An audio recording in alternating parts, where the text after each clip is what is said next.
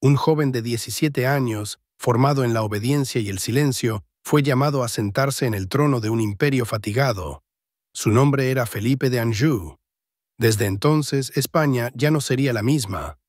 Nace Felipe en 1683, en el Palacio de Versalles, nieto del Rey Sol e hijo del Gran Delfín. Crece en un mundo de etiquetas rigurosas, de relojes puntuales y pasillos interminables.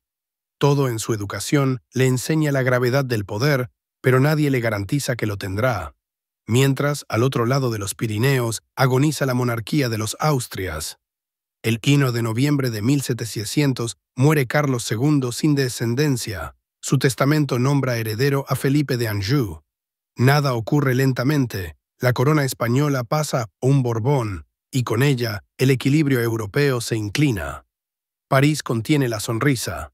Madrid contiene la respiración. Llega el joven Felipe a España con el peso de dos mundos sobre los hombros. Tiene detrás a Francia, que le protege y le compromete. Tiene delante un reino exhausto, con hacienda maltrecha, flotas diezmadas, territorios en Europa que pesan más de lo que valen. Y al mismo tiempo, América, vasta y rica, pero difícil de gobernar. Se instala la solemnidad de un inicio. Los cronistas observan la mesura del nuevo rey. Habla poco, escucha mucho, trae consigo ministros, ideas y hábitos. Jean Horry, técnico frío y metódico, le pone números al caos fiscal y bosqueja una administración más ordenada.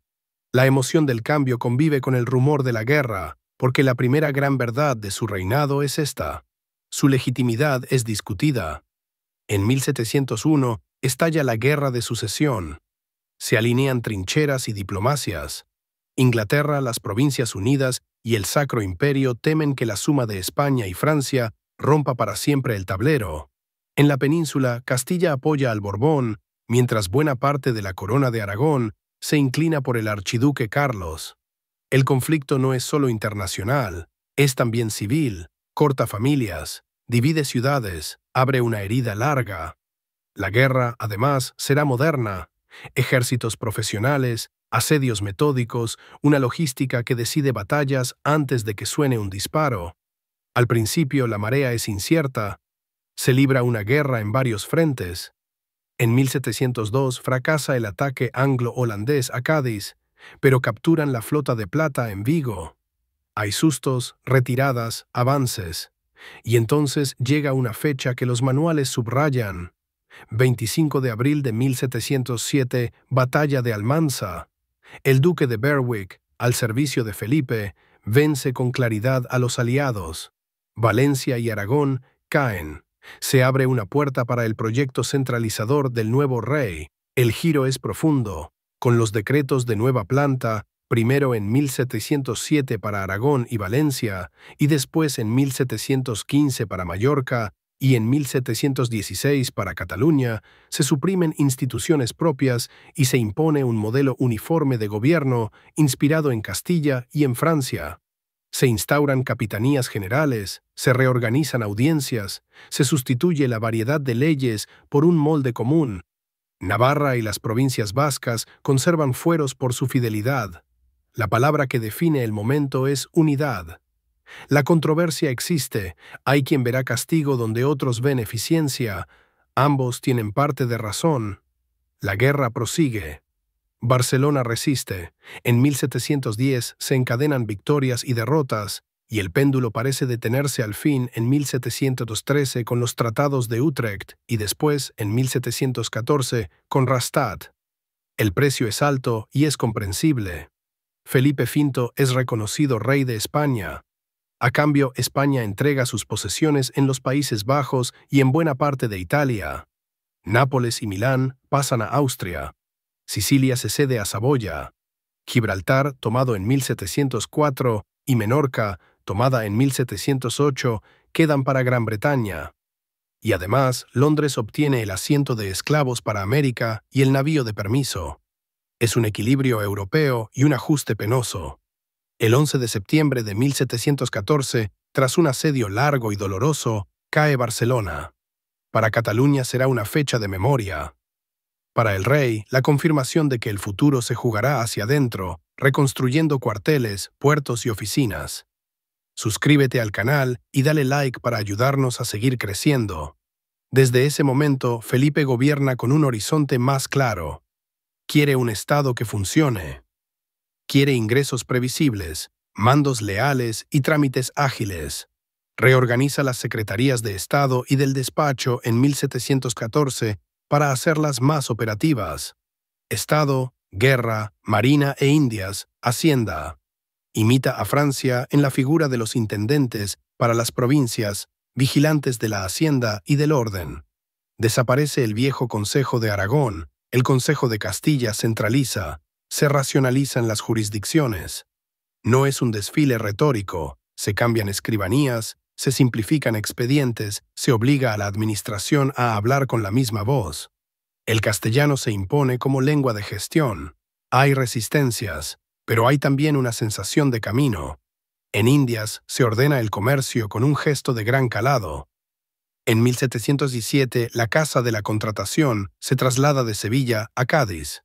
La Bahía Atlántica tiene mejores aguas para las flotas. Los convoyes buscan seguridad.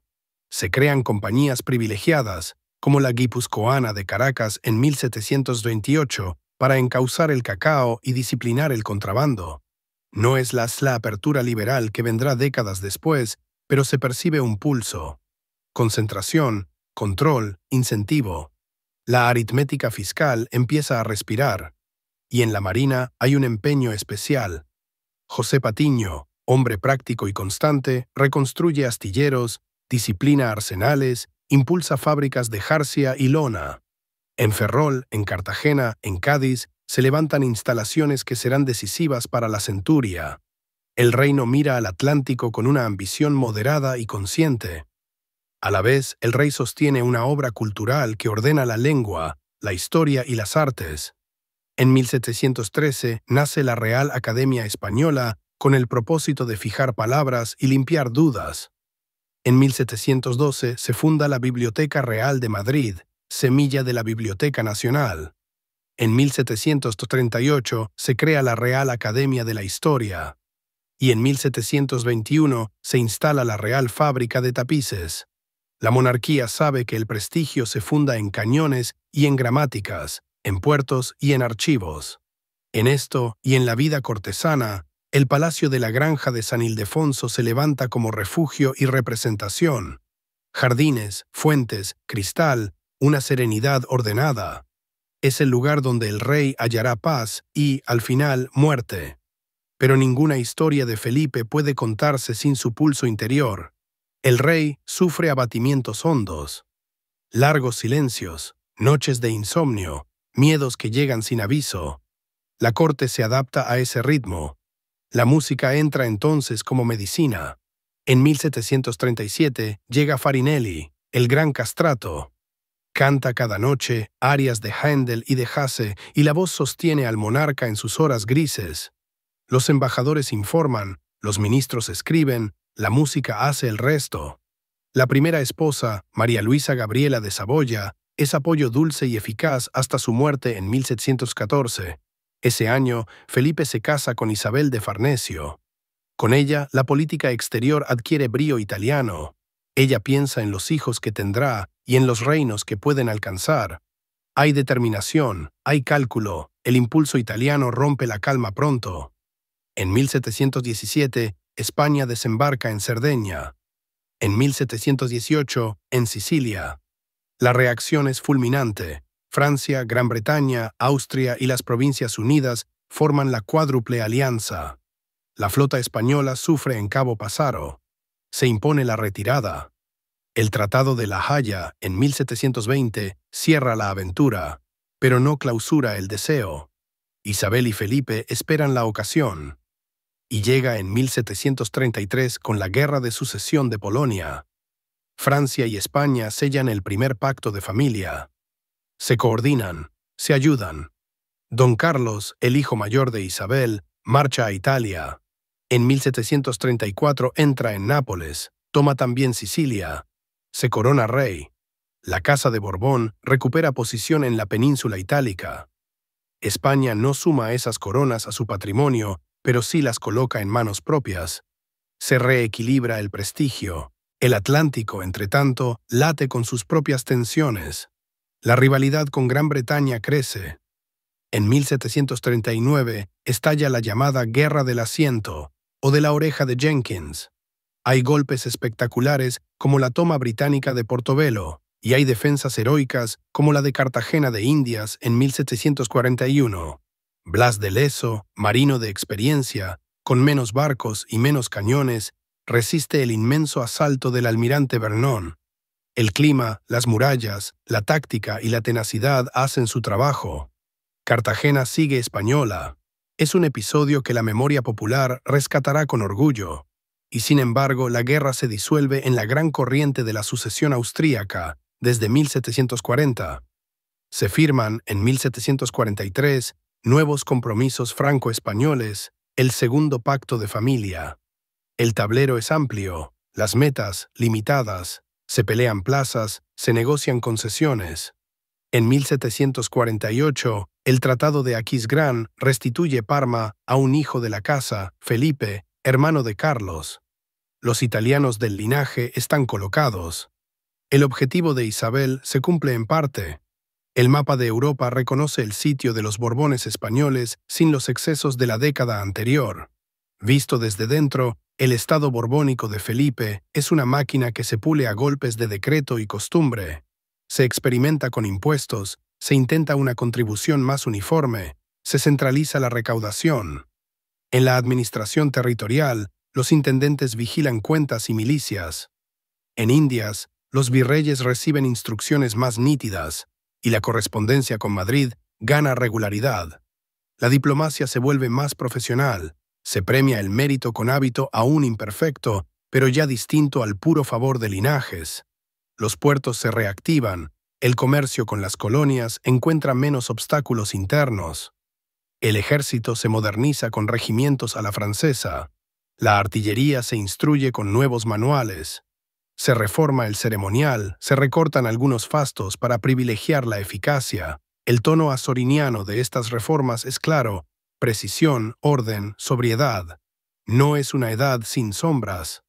La pérdida de Gibraltar es una herida que supura en la opinión. Menorca, con Mahón, representa otra cuña inglesa en el Mediterráneo. Los privilegios concedidos a los británicos en Utrecht, como el asiento y el navío de permiso, son motivo de resentimiento sostenido y de fricciones constantes en las Antillas. El contrabando crece allí donde la burocracia no alcanza. Los ingresos reales nunca son tan abundantes como se desea. La flota necesita madera, cobre, manos.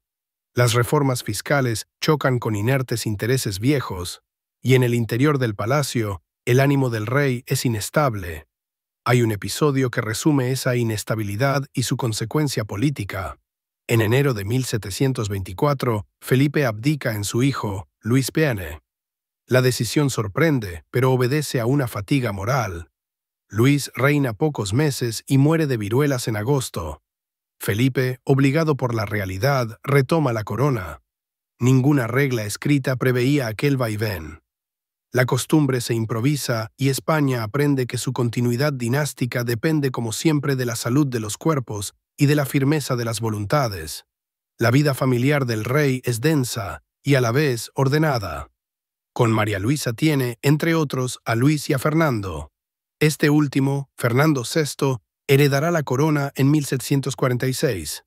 Con Isabel de Farnesio llegan Carlos y Felipe, destinados a Italia. Las bodas, los nacimientos, los lutos marcan el ritmo íntimo del poder.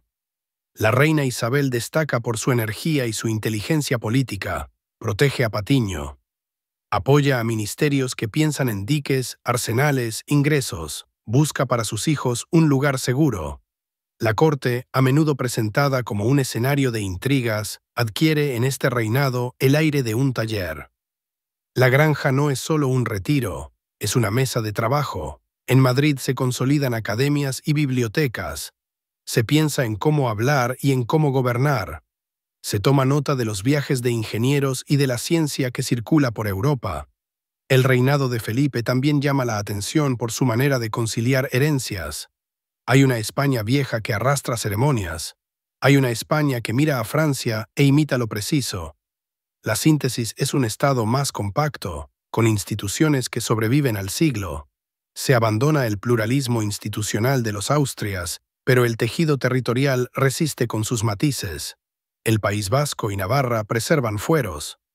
Cataluña, Valencia y Aragón se reorganizan desde un marco distinto, pero conservan energías económicas que florecerán después. La corona se hace más vertical. La máquina responde mejor a los mandos. Los historiadores discuten si esta uniformidad fue modernización necesaria o imposición punitiva. Hay evidencia para ambas lecturas. Importa, al contar esta historia, no hacer del pasado un tribunal, sino una explicación. Felipe quiere gobernar sin rupturas internas. Y lo intenta. En política exterior, la balanza final es equilibrada. Se pierden territorios europeos en 1713, sí y sí. Se recupera relevancia italiana para la familia en la década de 1730 y 1740. Se mantiene el vínculo con Francia mediante los pactos de familia, pero nunca se consuma una subordinación ciega. España defiende su interés propio en América y en el Mediterráneo. Vigila los estrechos, mientras Londres consolida su presencia en el comercio atlántico. El choque, sin llegar a la guerra total entre las dos potencias peninsulares y el reino británico, es constante y a veces sordo. Si algo se fortalece en este pulso es la conciencia de que la marina es la llave del siglo.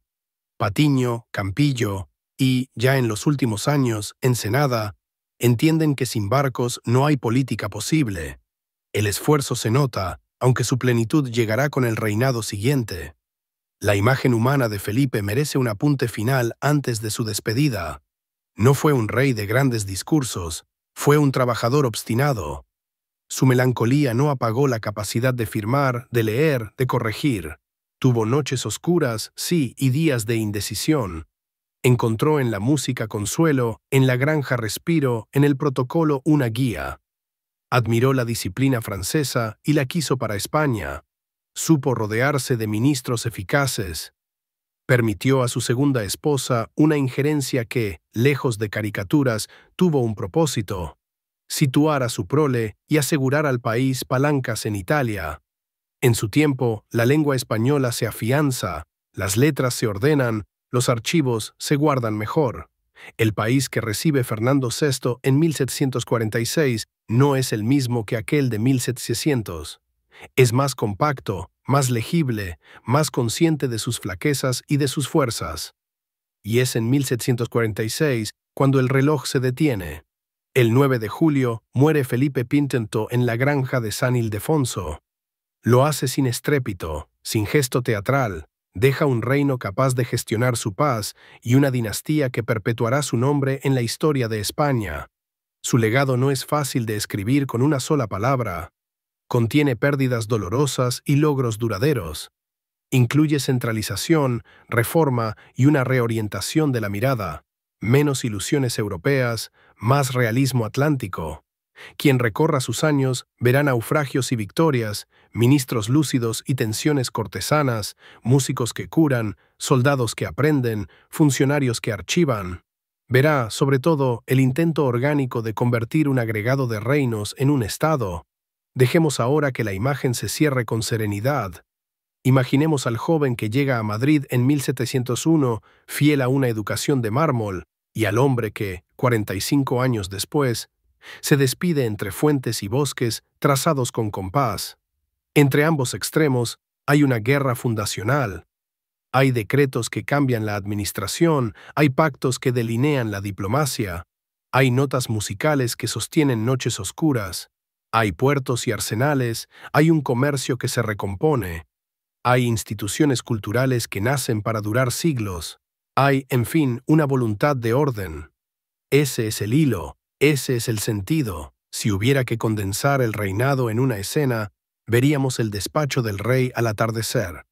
Papeles amontonados, un mapa del Mediterráneo desplegado, la lista de navíos disponible, el informe de un virrey de México, un decreto sobre intendencias, una carta de Farinelli agradeciendo un favor, unas notas de Patiño sobre la escuadra de Cádiz, un aviso de contrabando en La Habana, una relación de gastos para las fuentes de la granja.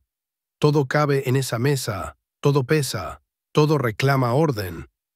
Ese orden, tantas veces áspero, es la marca de la casa. Es la razón por la que, más allá del brillo de Versalles y de los lutos de Utrecht, Felipe Pinten ocupa un espacio preciso en la memoria. Fue el primer Borbón de España y el artesano de una maquinaria que, entre sobresaltos, aprendió a funcionar. Conviene, por último, recordar la estela de sus decisiones. La nueva planta no solo alteró las instituciones, también aceleró la homogenización jurídica y lingüística de la administración. La centralización acercó Madrid a los extremos del mapa, aunque nunca borró la vitalidad local. En el comercio indiano, las compañías privilegiadas iniciaron prácticas que abrirían paso a reformas posteriores más ambiciosas. En la Marina, la recuperación de arsenales y la formación técnica de los oficiales prepararon el terreno para campañas y políticas de la segunda mitad del siglo. En cultura, las academias y la biblioteca introdujeron hábitos de evaluación, catálogo y estudio que serían el humus de la Ilustración española. Nada de esto fue perfecto. Nada de esto fue absoluto. Pero, tomado en conjunto, compone una transformación reconocible. Hay también memoria y discusión. Barcelona recuerda su caída de 1714, Castilla recuerda su fidelidad al nuevo rey. Los juristas señalan la precisión de los decretos. Los economistas debaten la eficacia de las compañías. Los marinos hablan de glorias mezcladas con naufragios. Los diplomáticos repasan los pactos con Francia con cariño y cautela. La historiografía mira el período con lentes variadas. Y en ese debate permanente hay una señal de salud. Los hechos admiten lecturas, pero no niegan su existencia. Felipe Pinno fue reconocido rey por Europa en 1713 y consolidó el trono en 1714. Abdicó y volvió. Impulsó la administración, fortaleció la marina, reorientó la política exterior hacia intereses familiares en Italia. Protegió cultura e idiomas. Murió en 1746. La línea es firme. Así termina esta historia. No cierra puertas, abre interpretaciones. La figura de Felipe V, en su mezcla de fragilidad íntima y determinación política, habla al presente con una lección discreta. El poder se justifica por la obra que deja, por la máquina que entrega a quien viene después. Ese es su veredicto. Así conviene contarlo, sin adornos innecesarios, con la serenidad de un estilo sobrio, con el pulso de las fechas y de los nombres que sostienen el relato. Queda, ahora, en quien escucha, decidir si aquel joven de Versalles, aquel rey de silencios hondos, alcanzó la medida de su tiempo. Déjanos tu opinión del tema en comentarios. Arriba tienes más videos para seguir aprendiendo.